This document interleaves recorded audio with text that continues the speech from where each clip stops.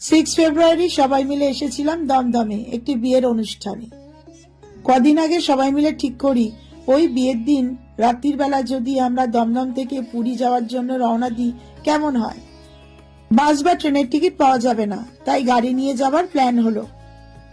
খুব আন্তরিকতার সাথে তপন মেয়ের বিয়ের নিমন্ত্রণ করেছিল, তাই পুরী যাওয়ার আগে কিছুটা সময় নিয়ে এখানে সময় কাটিয়ে গেলাম। রান্না বান্নাও খুব ভালো হয়েছিল। নতুন মেয়ে জামাইয়ের জন্য অনেক শুভেচ্ছা আর ভালোবাসা রইল আমাদের তরফ থেকে।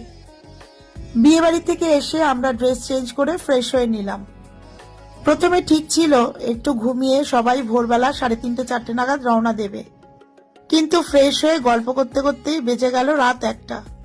পার্থ ড্রাইভ করতে ভালোবাসে, তাই ঠিক হলো কারোর যখন ঘুম আসছে না ওই সময় যদি আমরা পুরীর উদ্দেশ্যে রওনা দিই কেমন হয়। তাই সবাই রাজি হয়ে গেল।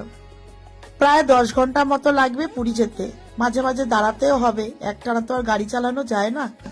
জগন্নাথ দেব, ঠিক আছে আমি কালকে আসি। কাকু তোমরাও সাবধানে দেখো। আসছি কাকিমা, সাবধানে থেকো। জয় জগন্নাথ, জয় জগন্নাথ, জয় জগন্নাথ মহাপ্রভু। এখন সব লাগেজ তোলা হচ্ছে গাড়িতে।